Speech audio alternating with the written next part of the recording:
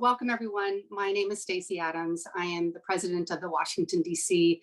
Les Dames Escoffier chapter. Les Dames Escoffier is a 501c3 organization. We're nonprofit. We're women leaders in the food, beverage, hospitality, and related industries. And our mission is to educate through great programs like tonight's and to raise funds to support women with grants and scholarships. So I know tonight's program is free, but I would please encourage you to consider a donation. The link is found in the email that was sent to you earlier.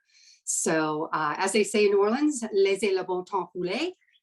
Let me introduce our two guests tonight, Dame Simone Rathle. Her media consulting firm, Simone Inc., is known for its cultivated and select roster of clients. They're in hospitality, specializing in hotels, exclusive resorts and spas, award-winning chefs and mixologists, and distinguished restaurateurs. Her impressive clients span the United States, Canada, the Caribbean, and Western Europe, and includes our guest tonight, Chef David Guas. So born and raised in New Orleans, Chef started as a pastry chef in the prestigious Windsor Court Hotel. He found his way to the Washington, D.C. area where he opened up Bayou Bakery, coffee bar and eatery in 2010.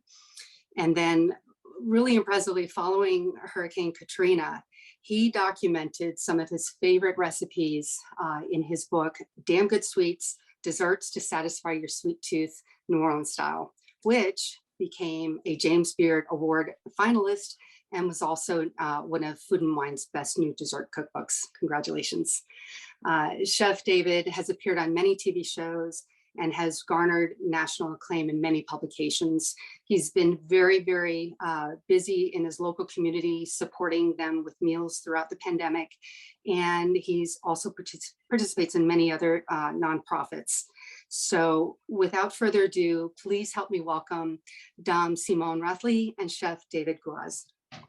So thank you for the wonderful intro. It's a pleasure to be part of this unique evening, supporting Les Dames and obviously my wife, but more so the organization this evening. And we wanted to bring some festivities and some crazy culture at you. So being that both of us are from that unique city of New Orleans, I decided to offer a demonstration this evening in my own kitchen at my own house. And what we're going to be doing this evening is kind of a mash of two of my favorite dishes, and that's New Orleans style barbecue shrimp, which is, we'll get into that. And then, kind of mashing the classic shrimp and grits. So kind of doing the preparation on the shrimp in a New Orleans fashion, but then putting them over the top of our unique ground white corn grits. So our corn grits are ground for us out actually at Mount Vernon. It's a very specific sort of, I guess, texture or coarseness. I have the unique pleasure of working directly with the master miller and the master distiller out there for the past 8 or 9 years. His name is Steve Bashore, great guy. Any stone ground grits will work in this case. But we've got the grits ready to go. We've got our water and our butter and our salt already in. And then just to kind of give you a little overview of all our other ingredients, of course, we've got our butter. We've got a lot of garlic. We've got Worcestershire sauce, or however you like to say it, Worcestershire. And then we've got a blend of our Creole seasoning that we do at the restaurant. And then, of course, a little grapeseed oil, good amber beer, any will do. But, of course, at Bayou, we use Bayou products. So we've got our Crystal's hot sauce from New Orleans and our Abita beer from Louisiana. So you want to take a look inside? Okay. This is called butter water. Butter water. Isn't that beautiful? All right. So we are going to get our grits going, though, real quick. So I've already got this going at 5 cups of water. We're about to put the salt in. You can always adjust your salt after, so don't go too crazy in the beginning. But I don't put any dairy in my outside of the butter. I don't put any milk or heavy cream or cheese in my grits, especially for this dish. We want to keep it as simple and as pure as possible. So now that we've got this at a roll already, and forgive me, I've got a certain pace to keep. So if you get left behind, know that you're not left behind. We'll kind of wrap things up at the end with some questions. So asterisk anything as we go on the recipe. We're going to go ahead and add our raw white corn, milled for us out of Mount Vernon. 200 what? It's a 250-year-old mill. There you go, 250-year-old mill. It was rebuilt about 5 feet from the original location of George's mill, and it's no secret that that George was very. He had an affection for hoe cakes, so that's where a lot of the milled yellow corn and white corn came from. Is a lot of those types of products. But again, I've been working with these guys now for about 8 or 9 years, and they're amazing. So we're just going to kind of let that go. We're going to slide this off to the back so that we can start talking about the actual protein, the main protein here. So once that comes up to a simmer, if you can see, we're going to kind of lower the heat a little bit. You don't want it splattering too crazy. Almost like you're cooking rice, kind of a low flame.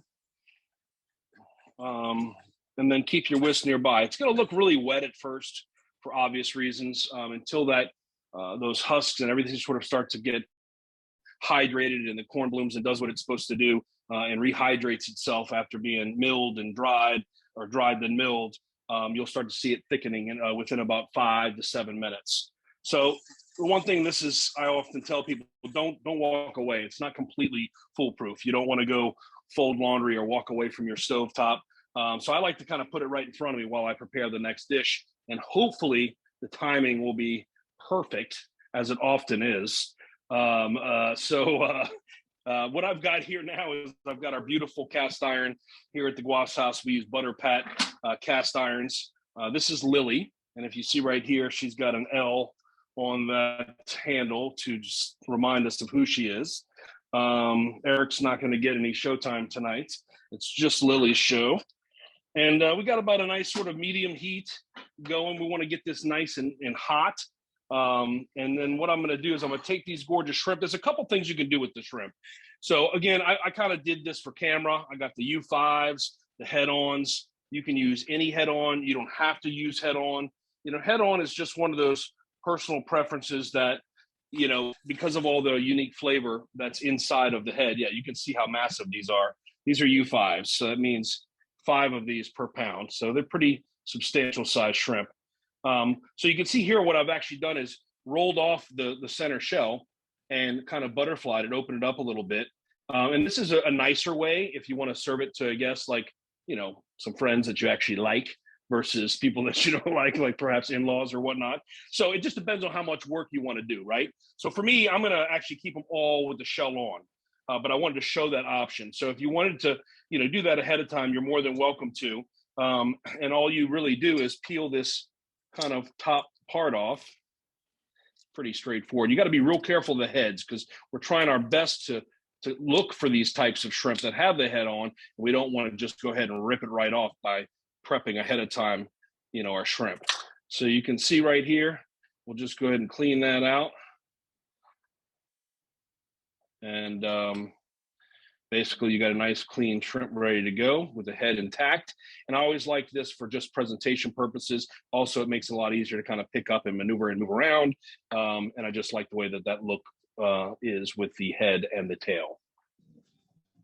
Okay, so like I said, I'm not going to do that necessarily for all of these because traditionally, you can do it just with the whole shrimp ready to go.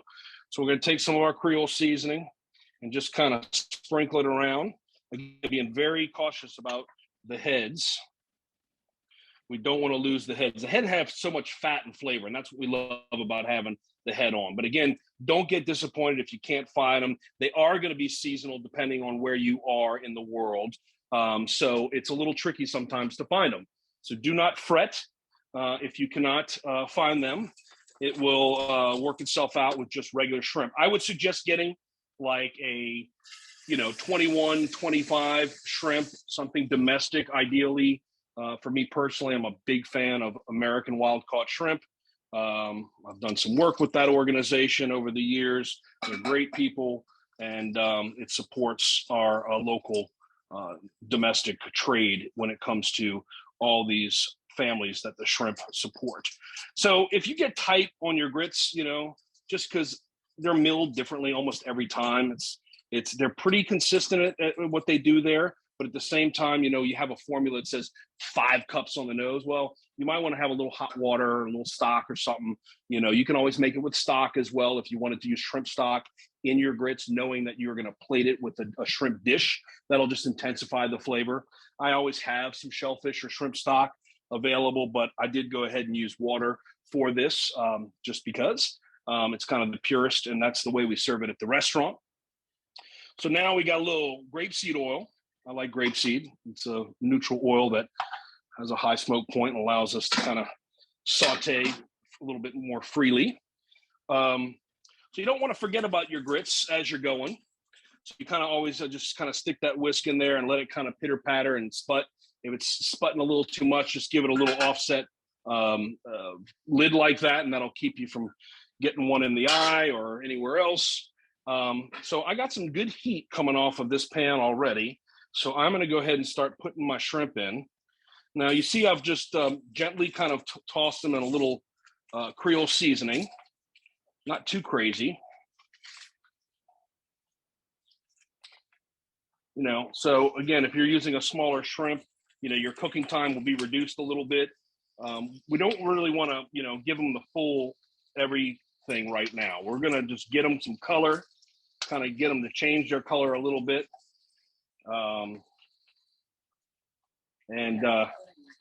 Yeah, they almost can't fit. And I did reduce the amount recipe-wise for this, for the camera, just because I knew I was going to go in one pan like that. But again, you know, you can kind of figure out your size shrimp you have and whether or not all of them are going to fit on the first go. No fret if they do not. It's not a big deal. All right, so we're going to give them a couple minutes, minute and a half, depending on the size that you ended up finding. Give them some of that color that we're looking for. All the while, we've got our third eye right here on our beautiful grits. You can see how it's already starting to tighten up a little bit. It almost starts to look like porridge or like grits. How grits should look anyway. And again, at the restaurant, we do it pretty simple, just like this. It's just water, salt, and butter. I want to ask a question about which is the Creole spice that you recommend? So the only reason I don't buy them is because the amount of sodium that's in the already container. And I like to control that, just like a typical controlling, not a prima donna chef. But, you know, it's about starting at a neutral point. So it's kind of like we talk about using unsalted butter all the time because you know what you're getting, right? If you start at zero, you know, regardless of the brand, it's zero salt. So the same kind of idea for me with Creole seasoning.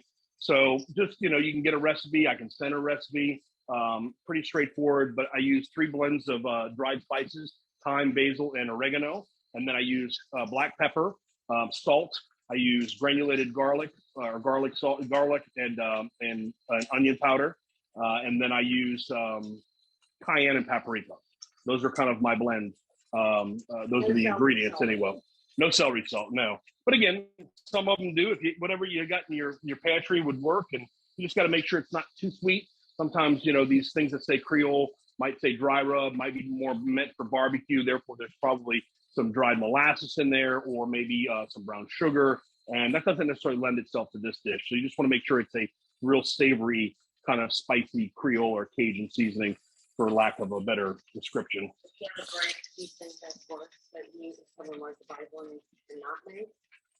I don't even know what's on the shelf these days. Tony Chachere's is a great one, but again, Tony Chachere's is a great example of how freaking salty these things can be. But they do have a low sodium one. This is what I was raised on in my house in New Orleans, and same with Simone. I mean, basically, this is our seasoning pretty much in that region of the world, period. And so Tell them how to say it. Tony Chachere's. We don't really say it right. We don't say anything right. We just say it our way, which becomes right. And that's why New Orleans is like a whole nother country. All right. So we're getting some good color here. We're gonna go ahead and flip these bad boys. I know, right? I think with all the talent. Exactly, hopefully. Nice. So again, I think the misconception, or one of the misconceptions about Louisiana cuisine is that it's all super spicy. And that's not the case. We want things that have flavor, depth, which signifies a lot of time, a lot of one-pot meals. But, I think that it's kind of like what's happened to a lot of our Chinese food in this country is it's just kind of become something that it really wasn't ever supposed to be. And I think that people think if they buy a Cajun seasoning that says Cajun on the outside or Creole seasoning, and they put a lot of it on it, that it'll become a Cajun dish. And that doesn't necessarily work that way. My aunt who lives in Abbeville, Louisiana, about 3 hours west of New Orleans, still to this day cooks with salt, black pepper, and cayenne. And that's pretty much it. Bay leaf, parsley, green onions, and of course the Trinity. And that's how about 90% of most Louisiana dishes start, is with the Holy Trinity. The Trinity is onions, celery, and bell pepper. So it's pretty straightforward. It's the Cajun mirepoix, if you will, or the Creole mirepoix, it's the Louisiana mirepoix. So I'm going to go ahead and already start to take some of these off. So it's been, a few minutes already. Again, you got to dial in your appropriate time based on the size shrimp that you ended up bringing home. And you don't want it to overcook. Definitely don't want them to overcook, especially the ones that are more delicate that don't have that insulation with the shell. Those take a lot less time because you're fully exposed the meat. But I mean, you can see how beautiful and orange these have become. Big old head bulging out, screaming to be eaten. And all that beautiful gook at the bottom is going to give us our beautiful fond as we get ready to deglaze this pan with our Abita beer. And again, you can use any amber. Make sure this is good. All right, that'll do. So we're going to do a little deglazing. You can reserve a little bit. You don't have to go all the way. 12 ounces is a lot. But again, most Louisiana cooks learn how to cook with one hand. Amber's good just because, again, my go-to is always Abita. So this was the best kind of Munich-style lager that had a little bit of that malt, but it wasn't too heavy. So it invokes a nice sort of rich body that a malted lager would, but not too blonde and mild like a Pilsner. But again, listen, go to the fridge. If you're working with Bud Light, ain't no shame in that. Grab it out and put it in there. It's all good. So you can see how that steam comes up, and we're just going to kind of scrape up all that beautiful head particles that came out of the head when we were sauteing them. All right, we're going to add now. You know what I forgot to do? I forgot to add my garlic already. See, I'm talking too much. So this you can add this in the sauteing with the shrimp process, or you can add it now. But it seems like a lot because it is. And that's what barbecue shrimp in New Orleans is. Now, the story goes at Pascal Manalli's, the famous restaurant. We got a little Worcestershire going in there now. All right. And the story goes is at Pascal Manalli's in New Orleans, famous restaurant, there was one of the regular guests had just got back from New York, and he was trying to explain this dish. I'm going to go ahead and chop up a little bit of rosemary right behind you here. The story goes is, the guy was so excited about his trip and this unique flavor of this shrimp dish that he had in of all places, New York. So he's describing it to the guy, the bartender, believe it or not. The cook comes out, or the owner, whoever from the back kitchen is talking to him about his trip, and he's describing it. Probably like somebody that's never cooked in their life has described food. So, the guy goes in the back and he puts something together. He puts it in front of him. He goes, "Is it like that?" He goes, "No, but this is delicious." And apparently that's how the actual barbecue shrimp became New Orleans style barbecue shrimp. It wasn't quite the recipe the guy was searching for, but at the same time, it made a magical dish. And I will say this about barbecue shrimp. It's unique because it never sees a grill and it doesn't have barbecue sauce on it. So go figure, right? Only in New Orleans. So I add some aromatics, which is this beautiful woody rosemary. It's got that fresh herb, but it's also hearty, not super delicate like a lot of other herbs. All right, so we got our garlic in there. We got our, we're gonna add a little bit more of our excess Creole seasoning. Again, this isn't super spicy. It's got a lot of different ingredients in it. Cayenne is one, but it's one of about 10 other things in there. The salt, the black pepper, the extra garlic, the paprika, all that amazing sort of flavor. But what we're gonna do now that this is at a full roll, just gonna double check our grits. Let me get my spoon out. You know, grits are one of those things too, you know, commit to it for 30 to 40 minutes, depending on the size you're making, but sometimes they're ready a little sooner. It all just depends. Good salt, everything's right on. Probably needs about another 5 to 6 minutes tops. So we're gonna increase the heat a little bit because I'm the most impatient cook on the planet. How many of y'all are out there? Yeah. Recipe said 10 minutes from now, but no, we don't have that kind of time. All right, so that's going. We increase the heat a little bit.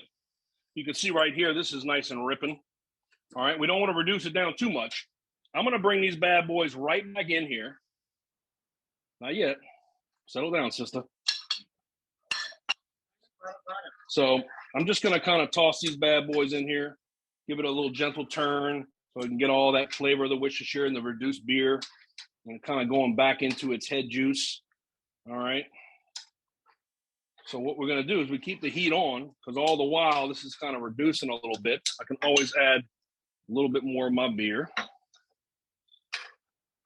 You feel like your pan's getting a little too dry, you know, don't add more Worcestershire or change that aspect of the formula, but maybe have a little veg stock or clam juice or even a little water or an extra beer next to you. Just in case it gets a little too dry on you, you can just add a little bit more liquid to it. That's a common accompaniment to making this dish for sure. All right. So we've kind of brought them back in there, rehydrated them a little bit, and kind of heated them up again. All right, now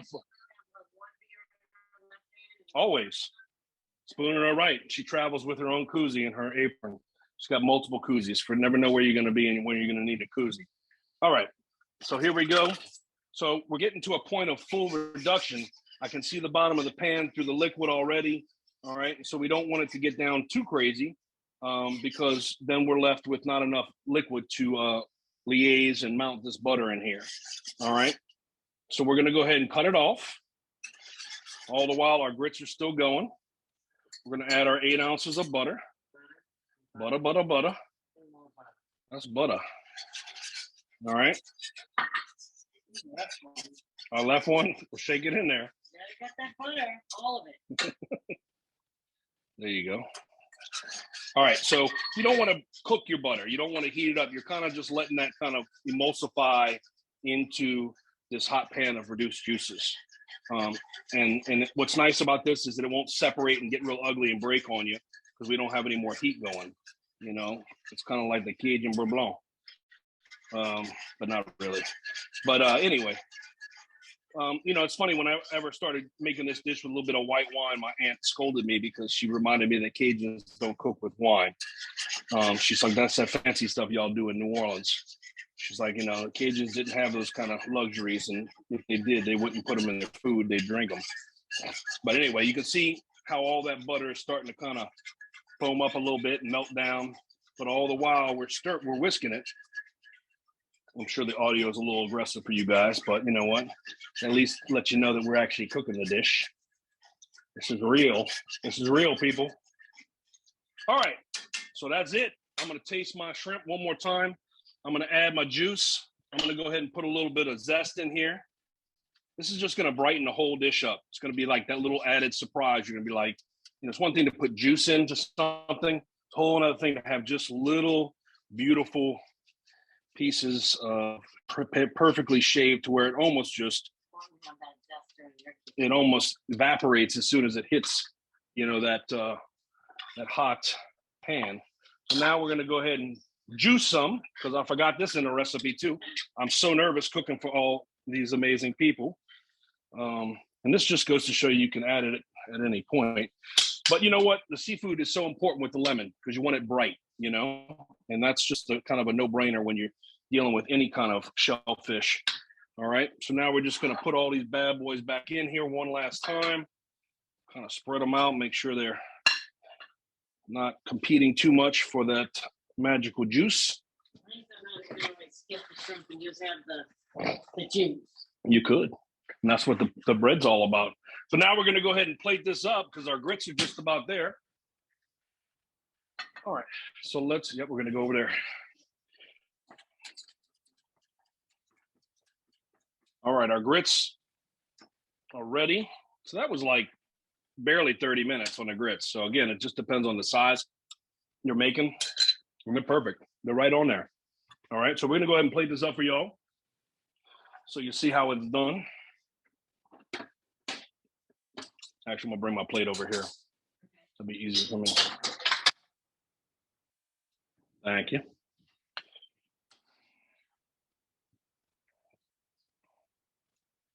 Now we're gonna put our beautiful George Washington white corn grits milled for us 28 miles away, Mount Vernon, Virginia. We are going to put some of this beautiful barbecue shrimp.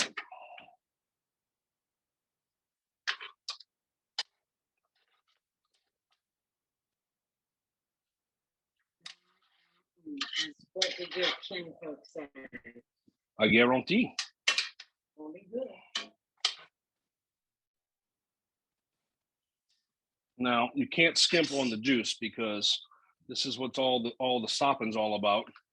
And so in New Orleans, you know, if we don't have a side of rice with our rice dish, we have bread on the side of our bread dishes, and we have sides of rice with our rice and our bread with our bread. And it don't matter what course you're on, what meal period you're talking about, there's always going to be some Leidenheimer bread, some good po' boy bread. And that's what we have for you guys right here. And how we serve it in New Orleans would be just with like a piece of Leidenheimer po' boy bread. And that's our New Orleans style barbecue shrimp over our Mount Vernon George Washington grits, y'all. I hope y'all enjoyed everything. I know I did. Happy Mardi Gras. Simone Rathle's time.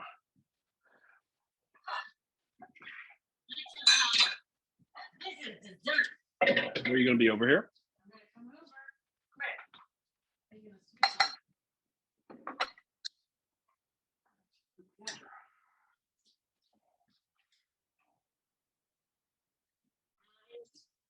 What can I do for you? Bring over things for me. Clean things, okay. All of these. All of these.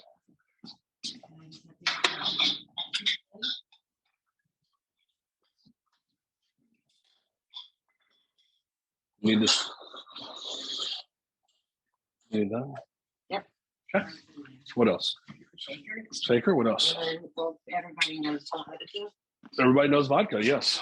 I think I improvised a little bit more than what was on my recipe. That's what I like to do. Oh yeah. So that means she's trying to say it was planned. Okay. You always have to have some. So I put it on my plate. Then waiting for my sparkle. These are special, fancy Mardi Gras sparkles. Go about it.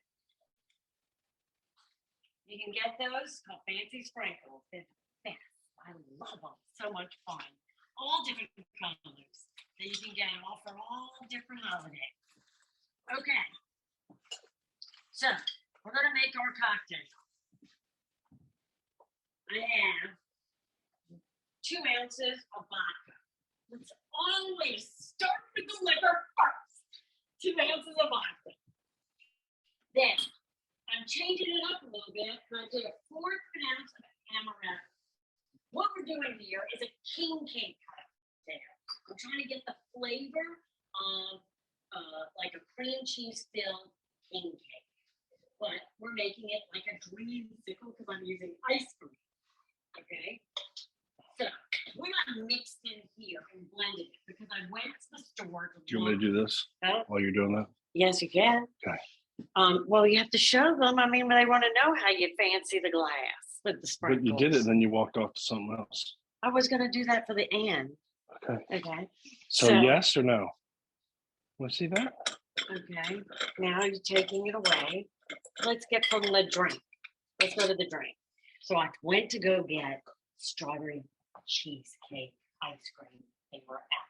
So what I had to do was I blended strawberry ice cream. I only use Haagen-Dazs, a little almond milk, okay, and some whipped cream cheese, just a teaspoon, and I made this. So I am going to, so it was a scoop of the strawberry, a teaspoon, and it was a 3 ounces, I would say, of almond milk. Putting it in there. So that's like your base. That's my base. Then, to give it that cinnamony, sugary flavor, I went and I do cheap cinnamon toast crunch flavor coffee mate. Oh, so not good for you, but so tasty. I did 1.5 ounces of that going in there. Now, you don't want any more ice cream. You don't have to do this, but I like my vanilla ice cream in there. This is really like a shake in a way, a cocktail shake. But you can always use vanilla extract. Now, I'm going to shake it up a little bit. Everything's cold. Now, for me, I can't have coffee. So, this is what I need your help with. It just never comes off. You want? Oh, I did. Oh, yeah. No, yeah. You see? There we go. Okay. Now, I'm going to decorate my glass. Put it in the simple sugar. Put in the simple sugar. And then I put it in all the wonderful sparkly purple, green, and gold. See, look how pretty my glass is. We haven't talked about what purple, green, and gold means, but it actually. What's that? Go ahead. So purple, green, and gold is actually represents faith, justice, and power. So, most of the things that we do in New Orleans, have an actual meaning for doing it and some history. So I just wanted to inject that little piece there for you. That is my taste it. King cake. You want me to taste it? Yes. Okay. Or maybe I should taste that one and you taste the coffee one. Is that good? Oh my God, it's so good. Does it taste like a king cake? It tastes like a king cake. Tastes like king cake. I don't know. Okay. Who would have thunk? It's because of all this combination of the flavor. Of course. Open this again. Now, I'm going to drop a little Kahlua in here, this mix. We always like our stuff spirited here in New Orleans. Now, shake it up. And then this really emphasizes the flavor of that king cake. You try this flavor now. Just that little kick of coffee, huh? Kick of coffee. Now try it. Now try it.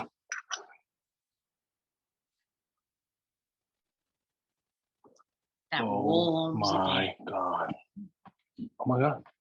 It's amazing. Is it really good? Yes, it's good. I know it's good. She knows it's good. It is good. And if you don't want to go for the cocktail route, we always have king cake. That's right. You can always do the king King cakes. cake. Or you can just throw a big hunk of king cake inside of a blender and puree it with some alcohol. You know what? I need to get a little baby here. There you There's go. the baby, the king cake baby. I don't think it's going to sit on there. There. Now you're mooning? Well, go ahead. No, hope you enjoyed it. Thank you so much. Proud to be a Les Dames, and it is wonderful that you all tuned in. I'm going to ask if there are any questions real quick before we sign off entirely, though. Okay. At least that's kind of what we plan on doing. So I don't know how that is done, but I wanted to pause for it. I know one of the questions was, I saw that pop up, was about the spice. We answered that. The Creole seasoning. Okay. So I think everybody knows. So Yes. There's a question, why do you use white versus yellow grits? Yellow grits tend to be a little sweeter varietal. And so we have yellow corn milled for us for meal for our cornbread and for other things, but not for making grits. We prefer the white corn. It's just a preference. Okay, and what I would like to be able to say, which I have been a Les Dames for 20 years now, and it's been incredible. It's been incredible to see the scholarships, while we raise money for scholarships, the scholarships we've provided to individuals across the board that have been able to benefit and seeing them excel and succeed in their culinary careers. So we need your help. If you can, please. Get that checkbook out. And go to that website, write a check. And help support an international organization that it's bigger than just us. Benefits women in the industry and helps them. And especially during this time of COVID, a lot of these women need those grants and that financial support.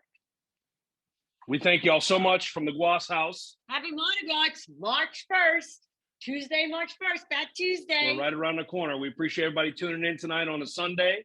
We appreciate it and enjoy the fruits of your labor.